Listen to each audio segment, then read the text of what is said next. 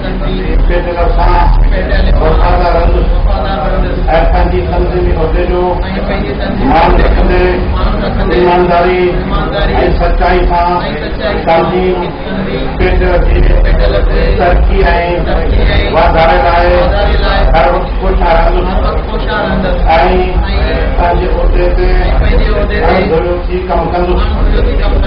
आऊं पेट रखी इलेक्शन खे हर तरह खां साफ़ शफ़ाफ़ कराइण जी कोशिश कंदुसि। अहिड़ो को अमल न कंदुसि जंहिंसां तंज़ीम जी साख मुतासिर करण जो सबबु थिए। अल्लाह रब्बुल इज़्ज़त खां दुआ आहे